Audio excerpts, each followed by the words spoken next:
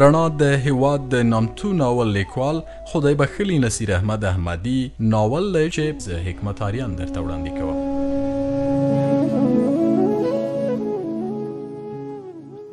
ګلالۍ د راتګ په دریم سهار له خپل اندرور یا ګلغوټۍ سره له کوره ووته. دوی نیغې ګودر ته ولاړې. د کاریز تر دنې یا د کاریز خوله څو نجونې راتاوې وې. چا منګېډه کول، چا جامې وینځلې او ځینو نورو راوړې غوړ لوښي په اوبو کې ایښي وو. دې ته د نجونو هرکلی په زړه پورې و. په پیل کې یوې لاس ورکړ، خو شیبه وروسته مجلس دومره تود شو لکه له پخوا راهیسې چې سره پیژني. ګلالۍ ته هر څه نوي وو.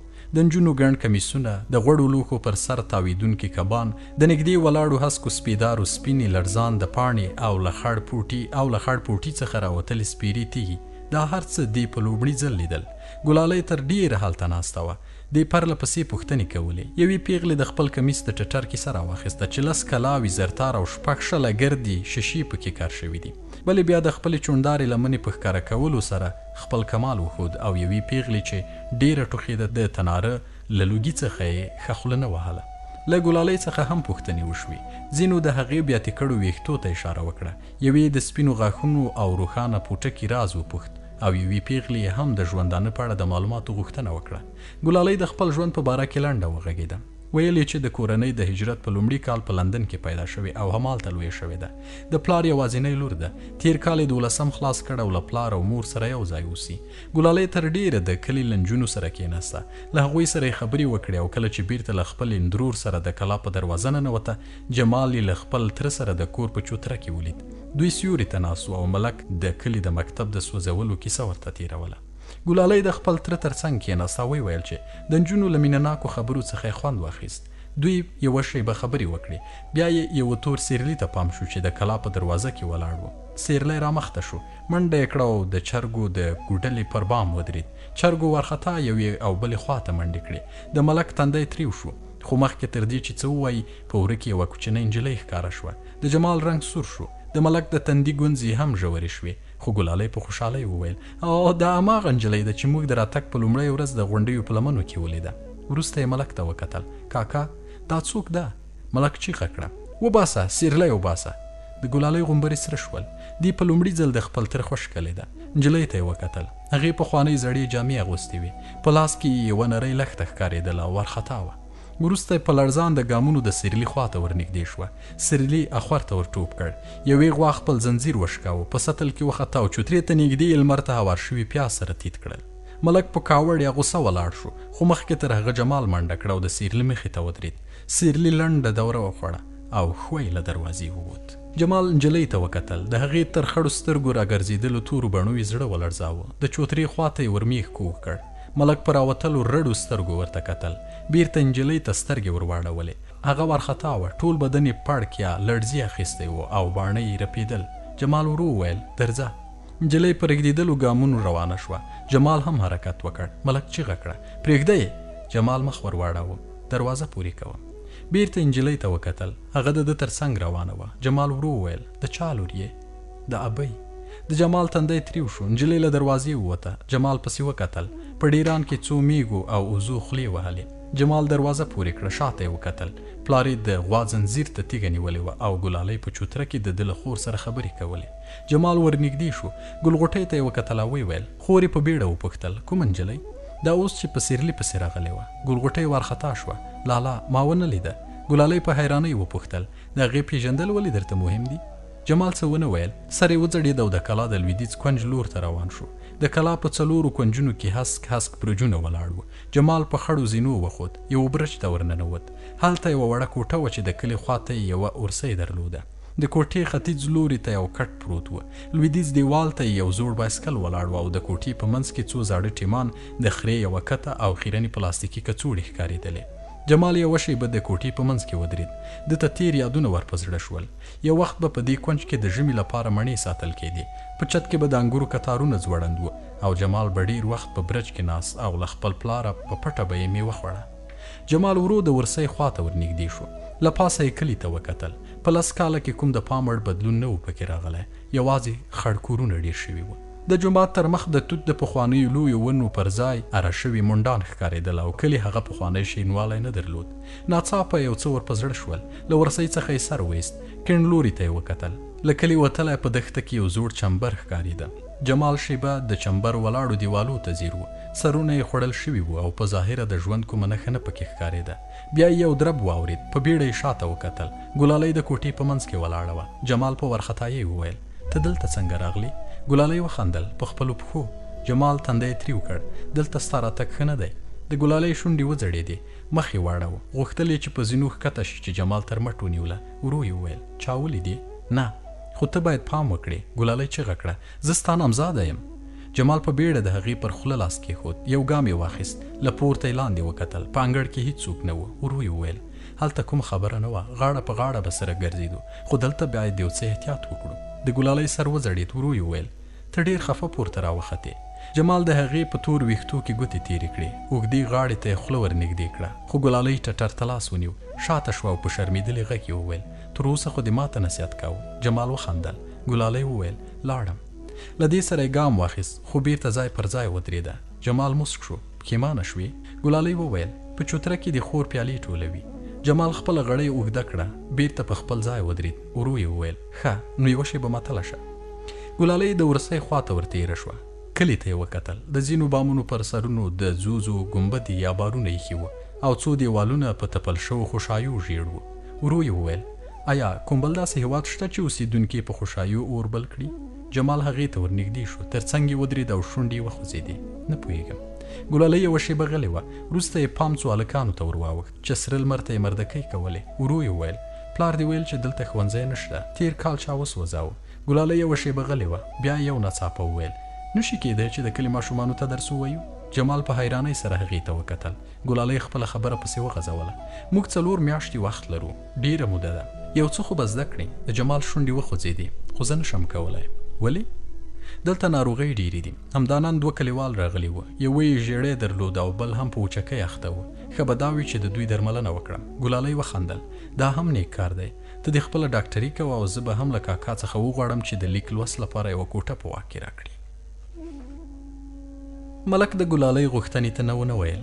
د کلا لوی دروازې ته نږدې د کور یوه کوټه یې د کوچنیو نجونو او هلکانو لپاره خلاصه کړه. په لومړیو کې د لیک لوست لپاره لږ ماشومان ورتلل، خو اونۍ وروسته یې شمېر 15 ته ورسېد. ګلالۍ به هر سهار 3 ساعته درس ورکاوه. دې له خپل کاره خوند اخیست. په پیل کې تر 100 پورې حساب ورزده کړ. بیا د الفبا د تورو وخت راورسېد او وروسته به یې د 2-3 تورو له جنګولو یو ساده نوم جوړاوه. ماشومانو هم په لنډ وخت کې له درسونو سره زړه وتاړه. ان باز محمد هم خپله لینده لرې کړې وه. د به قلم او کتابچه ورسره ګرځول. جمال ته به هم ډله ډله ناروغان ورتلل. د ده نسخه په ډېرو ښه لګېده. په لنډ وخت کې تر لرې کلو دا اوازه وغځېده چې سړی له لندنه راغلی دی. هلته یې ډاکټري زده کړې ده او ډېر وخت ناروغان یې په پښو درولي دي. ملک هم خوشحاله و. زوی یې خپلې زده کړې بشپړې کړې وې او ورېره یې لا پسې خپله کړې وه. خو په جمال ډېر پام و. دی به یې نه پرېښود چې له کوم بل کلیوال سره یوازې کیني او یا هم ډېر وخت باندې تیر کړي. بانه یې دا وه چې حالات خراب دي او احتیاط ښه دی. جمال هم د خپل پلار خبره منله. د به ډېر ناروغان د میلمنو په کوټه کې کتل او یوازې د کلي هغو ناروغانو ته به هغوی کورونو ته ورته چې له پښو به لوېدلي وو. جمال یوازې یوه تفریح درلوده. دی به هر مازدیګر کلي ته نږدې هسکې غونډۍ ته خود. هلته به پر هواره ډبره کېناسته او د سره غروب ننداره به یې کوله. په کلي کې له چا سره نه لګېده. د زلمیتوب 2-3 همزولي په ایران کې وو او دته له پخوانیو ملګرو څخه یوازې د کلي نایي جانداد ورپاته و. جانداد له عمره پوخ سړی و. وچ کلک وجود یې درلود او پخوا یې له جمال سره راز یو و، خو اوس ډېر نه ښکارېده. یوازې یو ځل د جمال لیدو ته راغلی و او 2هم وار په کلي کې سره مخ شوي و. بانه یې دا وه چې 3 کلي 19 ورته رغاړه دی او د ورځې تر 10 پورې سرونه جوړوي. یو مازدیګر جمال غونډۍ ته خو چې له لرې یې په یوه سړي ستر کې ولګېدې. د یوه شېبه ودرېد. سړی پر باسکل سپور د کلي خواته را روان و او کله چې یو څه نږدې شو د جمال په زړه کې خوشحالي ورټوله شوه. شېبه وروسته یې جانداد ته کلکه غېږه ورکړه. بیا دواړه یو بل ته مخامخ په لوړو ډبرو کېناستل. د یو بل د ژوند په اړه خبرې وکړې. د رباب او میلو په باره کې وغږېدل. له باغونو څخه د انګورو او نورو میوو د غلا کیسې راواخیستې او تېر یادونه یې تازه کړل. جانداد له خپل ژوند څخه راضي و. ویل یې چې ګزاره یې ښه ده. پر نایتوب سربیره څو میږي او وزې هم لري او د 3 ماشومانو پلار دی. د دوی خبرې اوږدې شوې او جمال د لومړي ځل لپاره تر ماښامه پاتې شو. جانداد خبرې کولې خو جمال د مخامخ غونډۍ په لمنه کې 2 ماشومانو او 2 میږو او وزو ته کتل چې د دوی خواته را روان و. د ماښام له اذان سره سم جانداد غلی شو. شیبه وروسته خپل څادر هوار کړ. دواړو نیت وتاړه. فرض لمونځ په آرامۍ سره ادا کړ خو په سنتو کې د زنګولو ګړنجی اورېدل کېده. کله چې جمال ښي لور ته سلام وګرځاوه بدن یې زیږ شو. د ته مخامخ د 2 میږو او وزو په منځ کې یوه خیرنه نجلۍ ولاړه وه. د هغې تر غټو تورو سترګو اوږده باڼه تاو او ګریوان یې شکېدلی ښکارېده. جمال یوه شیبه هغې ته وکتل بیا یې کیڼ لور ته سلام وګرځاوه او وروسته یې پر خپله خریلې زنه لاس تیر کړ. جانداد هم سلام وګرځاوه. ولاړ شو او د بایسکل له کنجوغې څخه یې یوه کڅوړه راخلاصه کړه. بیا یې نجلۍ ته ورنږدې شو. هغه د سوالګرې غوندې عاجزه ولاړه وه. جانداد په جګو پښو کېناست. غوټه یې خلاصه کړه او 4-5 روغ او سوځېدلي پاس یې نجلۍ ته ونیول. ورو یې وویل ها دا واخله او خپل کور ته لاړه شه. نجلۍ میږو او وزو ته وکتل. جانداد په بیړه وویل مالونه به باز محمد په مخه کړي. د نجلۍ نرۍ او چاودې لاسونه ور وغځېدل. ډوډۍ یې سره وچرموړله. په تخر کې ونیو او د کلي خواته ګړندۍ روانه شوه. باز محمد هم خپله رمه په مخه کړه. جانداد جمال ته وکتل. مسک شو او ویل ناوخته نه دی. جمال د هو په نښه سر وخوځاوه. ولاړ شو او څادر یې ټک واهه. جانداد خپل زوړ بایسکل تر ښکرو ونیو. دواړو د کلي خواته مخه کړه. یوه شیبه یوه هم څه ونه ویل. یوازې د بایسکل د ټیم ټکا او تر بوټو لاندې د وړو تیږو د ښورېدو غږونه اورېدل کېدل. دواړو ځمکې ته کتل او غلی روان وو. خو شیبه وروسته جمال ورو وویل دا نجلۍ څوک ده؟ جانداد هغه ته وکتل. یوه ترخه مسکا یې وکړه او پلنې شونډې یې وخوځېدې. د رڼا لور. د جمال زړه ولړزېد. شک یې پر یقین بدل شو خو څه یې ونه ویل. جانداد وویل مور یې ډېره ناروغه ده. 1.5 کال وشو چې ولاړېدای نه شي. جانداد غلی شو. د کیڼې سترګې له کونجه جمال ته وکتل. هغه هماغسې ځوړند سر روان و. ورو یې خپله خبره پسې وغځوله. یو ځل د ولسوالۍ ډاکټر ته ورغلی وه. هغه ور یاده کړې وه چې علاج یې د ده له وسه وتلی کار دی. کابل ته دې لاړه شي خو رڼا ډېره بېوسه ده. د بېګا نه لري. علاج ته یې پیسې پکار وي ځکه نو دې هم په درملنې پسې دومره سر ونه ګرځاوه. بس ټوله ګزاره یې د لور په مزدورۍ ده. لور یې پاڼه نومیږي. له تېر 1 کال راهیسې زما رمه پیایي خو زه په خپله بېوسه یم. ډېره مرسته نشم ورسره کولی. د ماښام له راټولو کړو پاستو څخه 5-6 ورکوم. 3 وخته وچه ډوډۍ یې کېږي. دوی 2 نفره دي لور او مور. یو څه لاس کلیوال هم ورته نیسي. زکات مکات ورکوي او ژوندي یې ساتلي دي. جانداد غلی شو. جمال هم نور څه ونه ویل. بیرته چوپه چوپتیا شوه خو دا ځل د بایسکل د ټیم له ټکا سره د 1.5 شغال تیره کوکه هم اورېدل کېده. شیبه وروسته په عمر پوخ سړی یوې زړې دروازې ته چې د غوړو څو زنګین ټیمان پرې ټک وهل شوي ور وګرځېد او ځوان هم د یوې کلا خواته ګړندی روان شو. دا کلا د کلي په منځ کې ولاړه وه. دیوالونه یې تر ټولو کورونو هسکو او پنډ برجونه یې د ماښام په تته رڼا کې ویریدونکي ښکارېدل.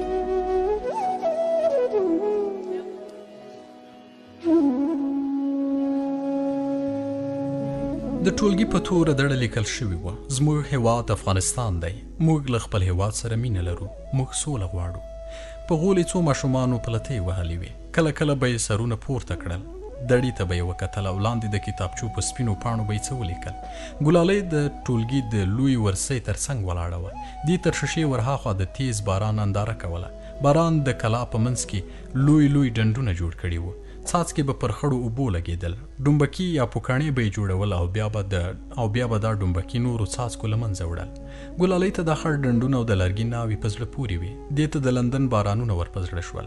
هلته به ډېر بارانونه ورېدل خو څاڅکو به دا وړ چې کړي او خړ ډنډونه نه جوړول. هلته یوازې شنه واښه او پاخه سړکونه وو. بوټونه به په ورځو نه ککړېدل او له لندو خاورو څخه بوی نه پورته کېده. ګلالۍ یوه شیبه د کړکۍ تر څنګ ولاړه وه. بیا بیرته دړې ته ورنږدې شوه او په لوړ غږ یې وویل ښه ومو لیکل؟ ماشومانو سرونه پورته کړل. یوه سرتور هلک په خپله بهېدلې پوزه لستوڼی کش کړ او په زوره یې وویل خان محمد لا نه دي لیکلي. د هغه تر څنګ د ناست هلک سترګې رډې راوختې. درواغ وایي. ها دا نو څه دي؟ په خپله یې تر اوسه ټوپکونه رسمول. سرتور هلک په خبره کې ورولوېد. جیب دې له مردکیو ډک دی. د هلک رنګ سور شو. ګلالۍ په لوړ غږ وویل ما درته ویلي و چې هلکان جنګ نه کوي. ماشومان غلي شول.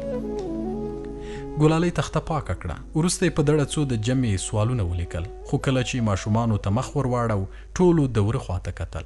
په وره کې یوه کوچنۍ نجلۍ ولاړه وه. د هغې تر غټو خړو سترګو تور باڼه راتاو او له شکېدلې لمنې څخه یې اوبه څڅېدلې.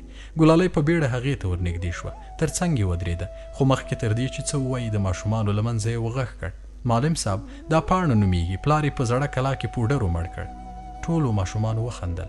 ګلالۍ په بیړه هغوی ته وکتل. د هغې تورې سترګې له غوسې ډکې وې او په پراخ تندي کې نرۍ ګونځې ښکارېدلې. په غوښکه یې وپوښتل: دا کوم بیادبه و؟ د ماشومانو سرونه وځړېدل. ګلالۍ نجلۍ ته وکتل او په حیرانۍ یې وویل: اوهو، ته ژاړې؟ نجلۍ ورو ورو وسونګېدله. ګلالۍ د هغې په لندو ویښتو لاس کېښود. ورو یې وویل: څه خبره ده؟ د نجلۍ سر وځړېد. څو پرله پسې سلګۍ یې له خولې راووتې او وړې شونډې یې وخوځېدې. مور مې. ګلالۍ په خبره کې ورولوېده. ولې؟ په مور دې څه شوي دي؟ مور مې یو دم ړنګه شوه، سترګې یې رغړې خو غږېدای نه شي. ګلالۍ د هغې سر په خپل ټټر پورې ونیو. ورو یې وویل: ته په ډاکټر پسې راغلی یې؟ نجلۍ د هو په نښه سر وخوځاوه. ګلالۍ د هغې تر مخ په جګو پښو کېناسته. اوس نو دواړه په ونه سره برابر وو. یوه شېبه یې د نجلۍ وچ کلک او ټاپې ټاپې مخ ته وکتل. بیا یې شونډې وخوځېدې. خوا مه بدوه، مور به دې خدای جوړه کړي. ښه؟ نجلۍ په حیرانۍ سره هغې ته کتل. ګلالۍ ناستو ماشومانو ته مخ ور واړاوه. له یوه نه یې وغوښتل چې جمال راوبولي. ماشوم هم په منډه له کوټې ووت. وروسته یې نجلۍ تر مټ ونیوله. دواړه دړې ته نږدې شول. کله چې نجلۍ د زده کوونکو تر مخ پر پلاستیکي څوکۍ کېنول، پښې په هوا کې ځړېدلې پاتې شوې. ګلالۍ له ماشومانو وغوښتل چې په تخته لیکل شوي سوالونه ولیکي. وروسته نجلۍ ته مخامخ پر غولې کېناسته. هغې ته یې وکتل او ویې ویل: سبق دې خوښېږي؟ نجلۍ حیرانه وه. ګلالۍ وخندل: ته ولې سبق ته نه راځې؟ د نجلۍ وړې شونډې وخوځېدې. رمه پیایم، خو سبق ته هم راځه. د نجلۍ سر وځړېد. یوه شېبه غلې وه. وروسته یې په وړه ژبه وویل: ډوډۍ به له کومه کوو؟ د ګلالۍ په سترګو کې اوښکې وغړېدې. ورور، تره، خپل پردی څوک نه لري؟ نجلۍ هماغسې په ځړېدلي سر وویل: مور لرم، مور مې هر وخت ښکلوي، وروسته بیا ژاړي. دا وخت د جمال له خندا ډک غږ واورېدل شو: غلام امر ته تیار دی. خو د هغه خندا یو دم غلې شوه. ګلالۍ په بیړه ورته وکتل. جمال پښه نیولی و. څېره یې خواشینې ښکارېده او په ځیر ځیر یې نجلۍ ته کتل. ګلالۍ ورو وویل: دا پاڼه نومیږي، مور یې ناروغه ده او ته باید ورسره ولاړ شې. د جمال زړه ولړزېد. پښې یې بېسېکه شوې او لاس یې په وره پورې ونیو. یوه شېبه غلی و. بیا یو دم وویل: زه نشم کولی. د ګلالۍ په تندي کې ګونځې پیدا شوې. ولې؟ جمال نجلۍ ته کتل. ګلالۍ وخندل. کله بارانه ویریږي چترۍ در سره واخله، ښځه ناروغه ده. جمال وویل: ما وبخه، نشم کولی. ګلالۍ په حیرانۍ سره هغه ته وکتل. جمال یوه شېبه غلی و. وروسته یې ناڅاپه سترګې سره ورغلې او جدیت یې وویل او په جدیت یې وویل: نشم کولی. ګلالۍ ته د جمال غوسه حیرانوونکې وه. یوه شېبه یې څه ونه ویل، خو وروسته یې شونډې وخوځېدې. تا خو تر اوسه په دومره سخته کې څوک نه و پرېښي. د دې نجلۍ مور ناروغه ده، غږېدای نه شي او دا ستا وظیفه ده چې هغه وګورې. ته په خپله هم ښه پوهېږې. جمال یوه شېبه غلی و. وروسته پرته له دې چې څه ووایي له کوټې ووت. خو لنډ وخت لا نه ووتلی چې بیرته په وره کې ښکاره شو. د هغه په ښي لاس کې چترۍ او په کیڼ لاس کې یو کوچنی تور بکس ښکارېده. د نجلۍ ته وکتل او په خوشکه یې وویل: راځه. ګلالۍ ته د جمال دې غوسې خوند ور نه کړ، خو بیا هم خوشحاله و چې نامزاد یې د ناروغې لیدو ته تیار شوی و. نجلۍ هم په لړزېدلو ګامونو له ټولګي ووته. د باندې باران په شدت سره وریده. جمال چترۍ خلاصه کړه او د باران څاڅکو د پراشوټ له ټوټې څخه ټکا ویستله. خو نجلۍ وړاندې ځړېدلی سر چټکه روانه وه. د باران څاڅکي یې په لوڅه او نرۍ غاړه لګېدل او پلاستیکي چوټو یا چپلکو یې په ځان پسې چکړې پورته کولې. د کلي په تنګو کوڅو کې هیڅوک نه ښکارېدل. له لرګینو ناوو څخه خړې اوبه تویېدلې. دا اوبه به د تشنابو له تورو او بویناکو اوبو سره ګډېدلې او د کوڅو د منځ ډنډونه به یې لا پسې پراخول. دوی چوپه خوله روان وو. جمال به هڅه کوله چې په کلک ځای ګام کېږدي. کله کله به اړ شو چې دیوالونو ته نږدې پښه ولګوي او بیا له ځینو کوچنیو ډنډونو څخه ټوپ کړي. دی خواشینی و. احساس ورولوید چې په ژوند کې تر ټولو ستړی مزل کوي. د همیشنۍ هیله دا وه چې ناروغانو ته ژوند ور وبخي، خو دا ځل یې تمه درلوده چې خپله ناروغه پټې سترګې وویني. خو وروستي فکر یې ډېر ژر وجدان ملامت کړ. له ځانه یې ورټ وشو. هڅه یې کوله چې تېر یادونه هیر کړي او د ناروغې درملنه خپله دنده وګڼي، خو تېرو یادونو د غڼې د تارونو غوندې کلک نیولی و. د هماغسې ځوړند سر مزل کاوه، خو کله چې سر پورته کړ زړه یې ولړزېد. دوی له کلي وتلي وو او نجلۍ په دښته کې د ګوښې ولاړ زاړه چمبر خواته چټکه روانه وه.